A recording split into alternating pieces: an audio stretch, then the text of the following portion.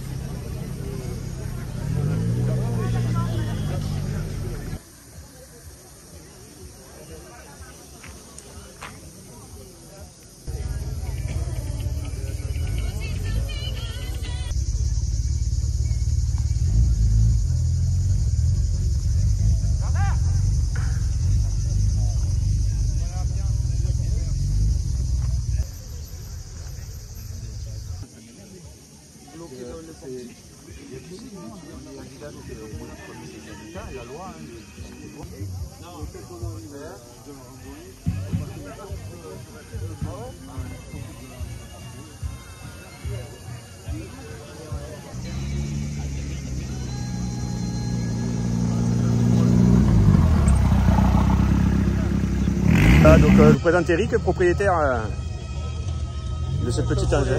Bel Air 1957, tout simplement, petite voiture américaine des belles années d'époque encore, qui a été, on va dire, le lancement, le début des grands designers dans ces années-là. C'était la course à l'espace, c'était la course de l'aviation, c'était beaucoup de choses. Et puis après, ça a évolué au fur et à mesure dans des designs délirants dans les années 70.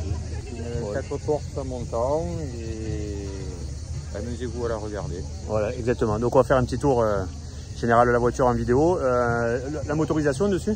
Motorisation dessus, c'est un V8 4 litres 6, ce qu'ils appelaient le 283 cubic inch à l'époque. Ouais, et ils avaient fait une petite série spéciale avec le moteur injection qui avait toujours la Corvette et qu'on était à 283 chevaux. Mais... une paille pour l'époque. Oui, oui. La puissance en chevaux dessus, t'as combien? Oh, puissance en chevaux, ça va pas chercher très loin. On doit être dans les 100, 140, 160 chevaux. Grosse vitesse de pointe alors. Ah oui, ça je peux pas le dire, je sais pas. Ouais, jamais pied au plancher. Non, t'as raison. De toute façon, c'est une voiture qui se balade. Hein. Voilà, on est d'accord. Hein, voiture de promenade, pas voiture de course. Ouais, d'accord. Ok. Bon, merci pour ta présentation en tout cas. On va faire un petit tour en vidéo. Et puis, est-ce que tu peux nous ouvrir le capot pour qu'on jette un œil dessous? Allez, merci. Voilà, bon après elle était un petit peu évoluée avec un petit peu de chrome, un petit peu de freinage un peu plus performant pour remonter un petit peu à l'air du temps, pour que ça soit un peu moins archaïque. Et puis voilà, un bon coup de propre. Donc ouais, on parlait de ces voitures des années 70, hein, tu me disais plutôt avant 70 même, où les gens cherchaient à moderniser. Oui, ben, c'est-à-dire les voitures des années 50, années 60, on essaie de moderniser un petit peu les voitures pour rouler plus sereinement, on va dire, entre guillemets, parce que ça reste quand même de la conception authentique d'époque, donc il vaut mieux quand même revenir dans les années 80 avec des radiateurs un petit peu plus performants pour refroidissement. Ce que tu as fait sur la tienne quand tu nous as montré en ouvrant le moteur. Voilà. Donc, évoluer un petit peu le freinage, mettre en allumage électronique au lieu de garder le vieux rupteur. Mais ce qu'il faut dire, c'est que les gens françaises américaines font pareil aussi sur les européennes et les japonaises. Donc c'est pas à dire américaine spécialement, bon je pars pas dessus, je pars sur une japonaise ou une autre. On aura le même système et les gens auront actuellement la même mentalité partout.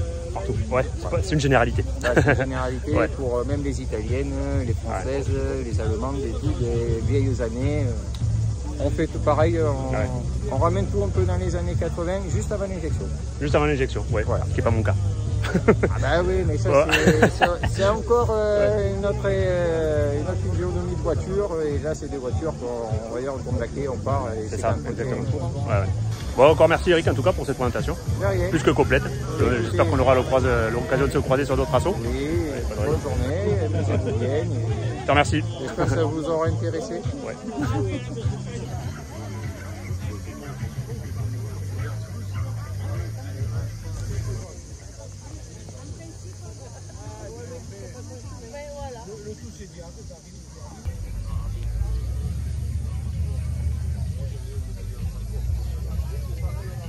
Oui, il n'y a pas de couverture. Sinon, ce serait l'après. Sinon, ce serait la vraie.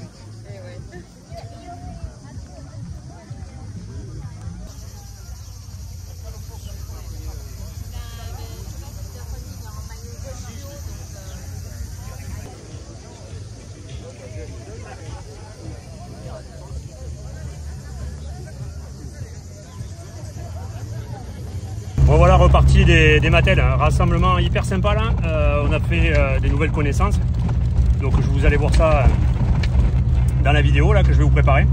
Donc c'était vraiment top, des belles bagnoles, dommage de ne pas avoir pu rester plus longtemps parce que vraiment ça méritait quoi. Pour leur première organisation il y avait pas mal de monde, pas mal de jolies voitures, donc c'était vraiment au top.